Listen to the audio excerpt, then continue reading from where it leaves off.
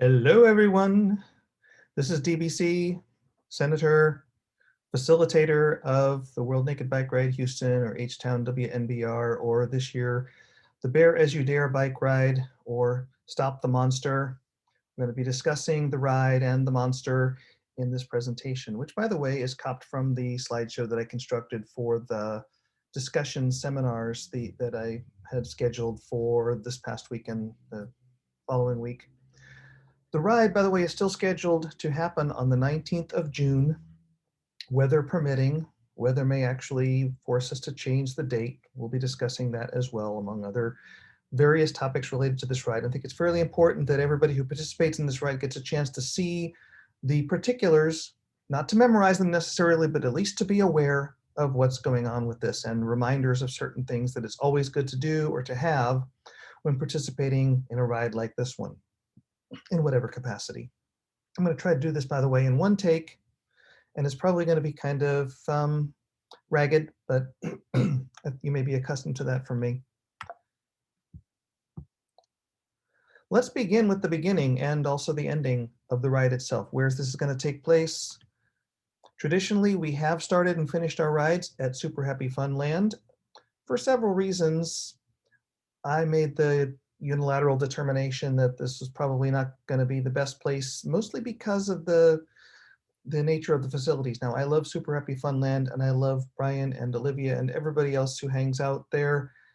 Just, we needed some place with a little better lighting, a little better plumbing facilities, etc. So Mother Dog Studios has been kind enough to offer their location. Their facilities are not perfect either, and they're in the warehouse district, and but they do have adequate lighting inside and outside. And there's 3 handy restrooms that one can use. They've advised us to please not abuse the restrooms because they do have rather old plumbing and could be subject to some difficulties if people aren't careful with their restroom use. Mother Dog is going to provide us with pre-ride beverages in exchange for donations, much as Super Happy Fun Land always has. And one difference, MDS is not going to be available to you when we return from the ride, so make plans to stow any possessions either somewhere on your bike or in someone's car or your own car if you, pardon me, if you do wind up actually driving to the site. The date and time for this thing. Currently, we're scheduling it for Saturday, the 19th of June. This is for preparations to begin at 7 p.m. and the ride itself at 9 p.m. That's the way we've always done this. We wait until dark to actually hit the streets. The backup plan, the plan B for this, we're going to try for the 17th of July, also a Saturday night. Now, World Naked Bike Ride season has extended for a period of about 3 months in the Northern Hemisphere, from mid-June to mid-September, so middle of July. Yeah, hottest part of the year, and not as close to the summer solstice as we would like, but probably ideal in the event that the rains continue all the way through June 19th. Just feels like it's never going to stop. Also, you can reserve that date for a victory lap if we decide to have one. This is also a tradition with the H-Town WNBR that we have a second ride for the people who cannot make it to the first one. Whether we have such a victory lap depends on, well, whether this is going to be the first or the second time we go through it. But if the June 19th ride goes pretty well, and people are excited about having a second ride, and there's a lot of people who say, damn, I missed it, I'd really like to ride, are we doing this again this year? Yeah, we could probably do that, but it does depend on the level of interest. Are we going to have enough people to actually worth the effort? And yes, we would have to make use of Mother Dog or Super Happy or some other facility at the time. So there's certainly some logistics that go into it. What about this June 19th date? Doesn't that sort of conflict with a fairly major popular holiday around here in the Houston-Galveston area? Yes, scheduling the ride on Juneteenth was a problematic decision, I have to say. This ride will not, however, conflict with any parades or other festivities that we're aware of. They're not having the Juneteenth Blues Festival, for example, in Herman Park as they normally would. We will also have a brief celebration of emancipation, both the historic event of the 1860s and just general emancipation. For example, World Naked Bike Ride does rather symbolize emancipation from this burdensome thing called clothing. We also do have some intersectionality built into this because the theme revolves around the North Houston Highway Improvement Project, also known as the I-45 expansion, the biggest impact of which will be on communities of color. And this is nothing new. This is actually fairly normal as far as transportation policy has gone over the past century, since there have actually been motorized vehicles on the road in large numbers.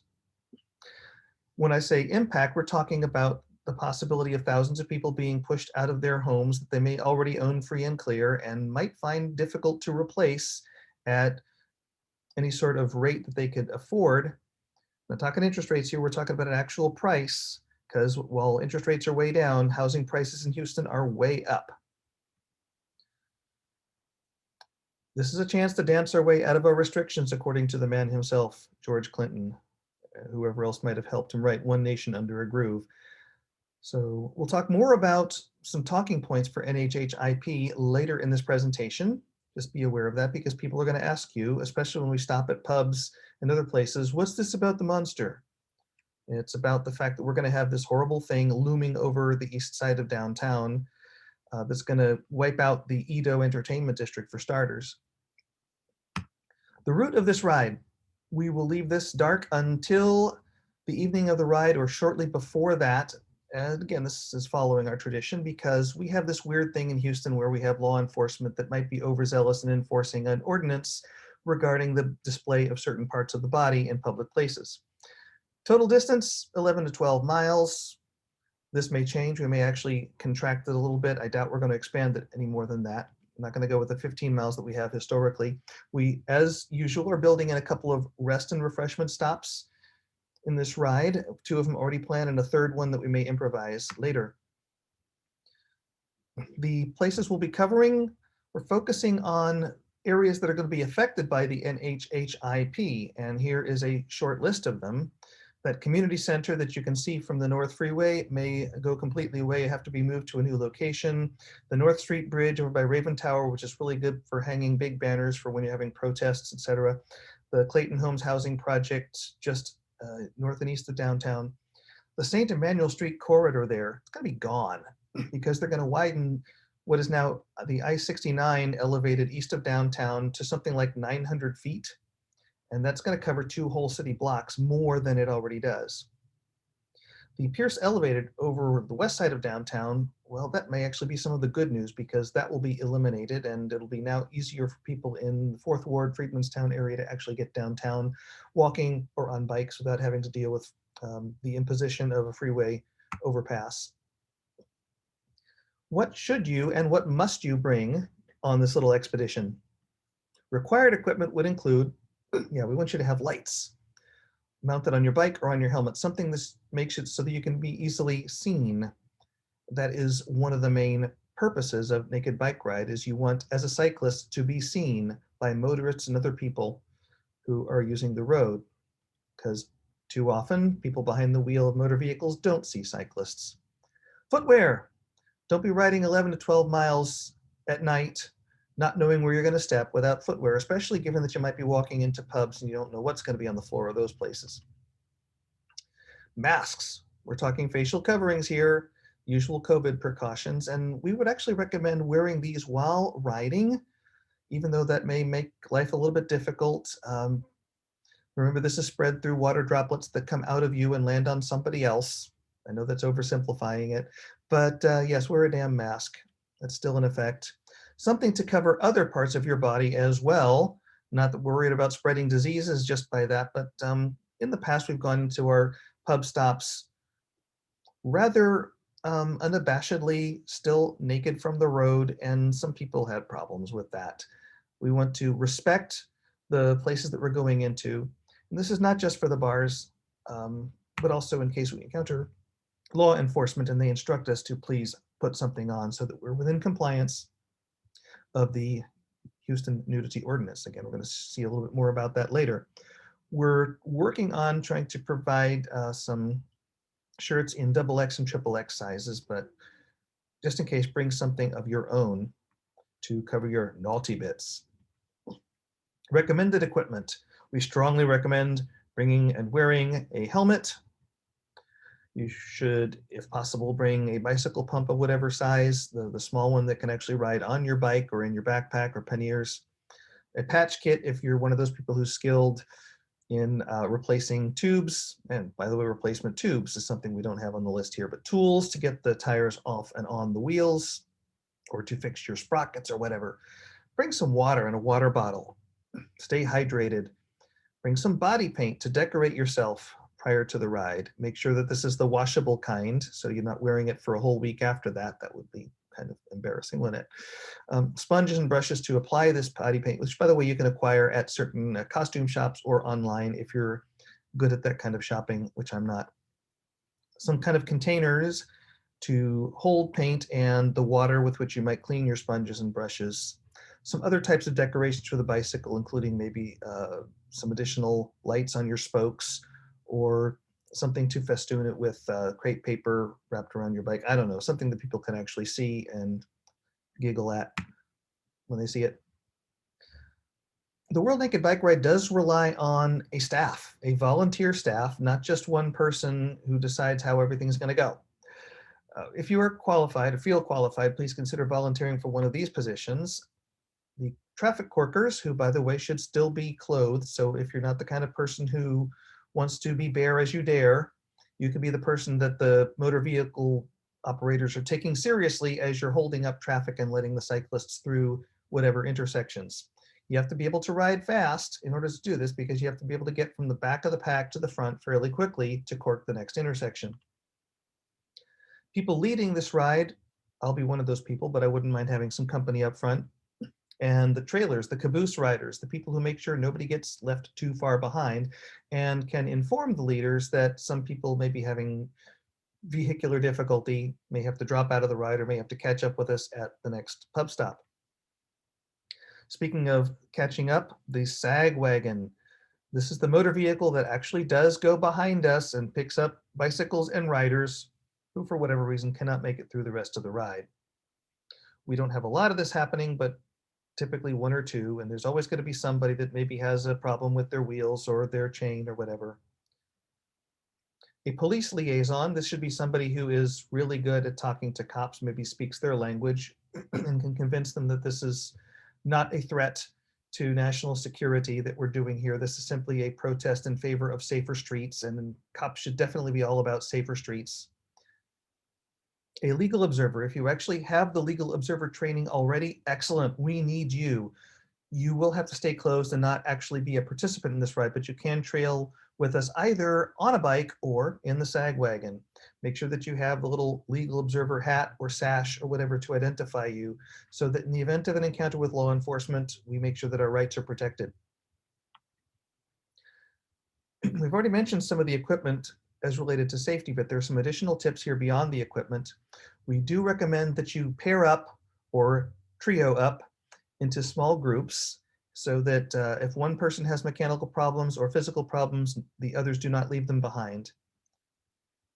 Stay with your partners and group mates, and if they do have mechanical trouble, inform somebody, either a lead or a caboose or some other ride official, the corkers, not only if they have problems, but if they are problems, if their behavior gets out of line, that is to say, if they are hitting on other riders or even dropping hints about sexuality or something, because this is not a ride about sex, this is a ride about safety.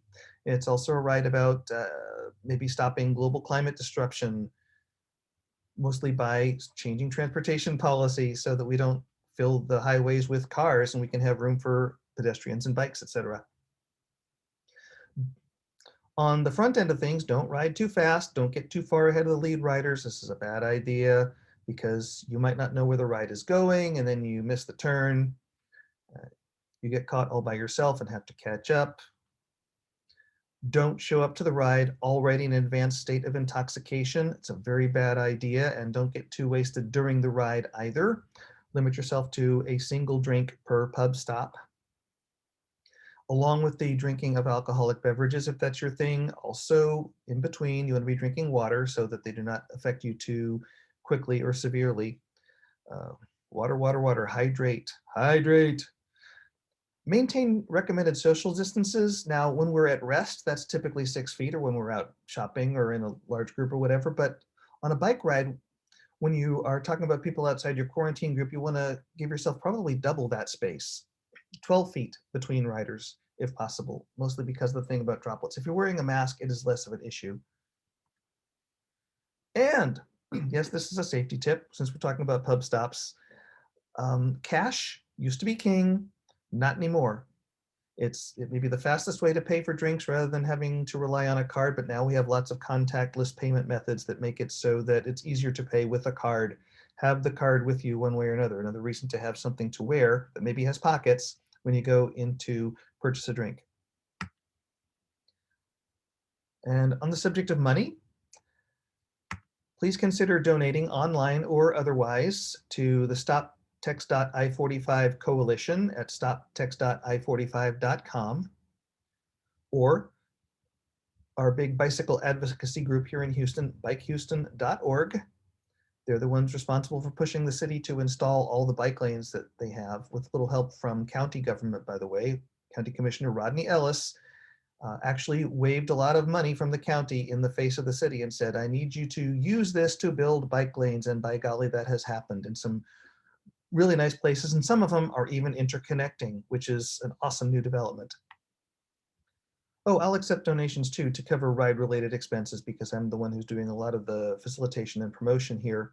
And yes, I take cash, believe it or not, but I also take Venmo at DBCGreenTX and PayPal at my email address there, dbc4senator@gmail.com. Now we move into the difficult portion of this little talk, having to do with policy issues and legal issues. Just a few slides to go here, so don't worry, it's not going to put you to sleep. Impacts of the North Houston Highway Improvement Project, and it's really kind of objective or subjective rather, what is meant by improvement, because I don't see much improvement resulting from this.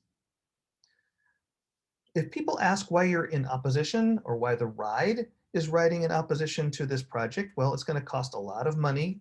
It's like $7 billion, and that's really good for construction contractors, as you know, but it's going to take also 6 or 7 years and mess things up for a long time. But on a permanent basis, it's going to be removing thousands of families and businesses from their current locations.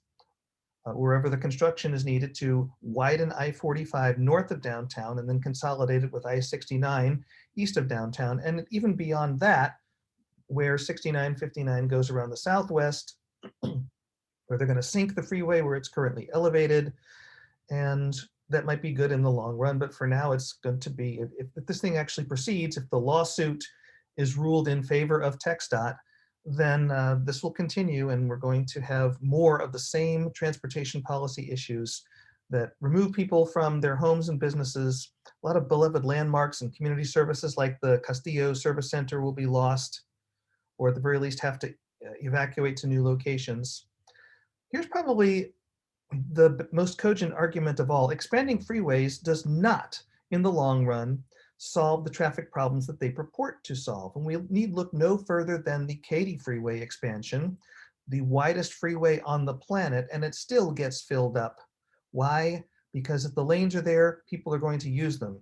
Even more so if they start building subdivisions all along the expanded corridor, which has happened out on the outer rim, out in Exurbia, in the western and northern portions of the Harris County metro area in particular. So there will be people to use those lanes, and you're still going to get stuck in traffic, probably in both directions, and then people are going to start wanting it widened yet again, when we could in fact just spend the money on things that reduce the traffic, such as making it easier for people to get around on rapid transit and bicycles. Transportation funding would be better spent on making streets safer in general, and safer means getting more cars off the road, because more cars, more vehicle miles traveled, more accidents. We need better mass transit in the city. As much of an improvement as the 2015 Metro Reimagined might be, it's still not adequate for a lot of people's purposes. A lot of people still need to take 2 or 3 buses to get where they want to get, or spend about $20, $30 on an Uber to get where they need to get instead. We need cycling and pedestrian-friendly infrastructure. We need to go with that Vision Zero plan that the mayor has been so enthusiastic about, but It's difficult for the mayor to do anything when this city and county are actually run by, construction industry and developers and so forth.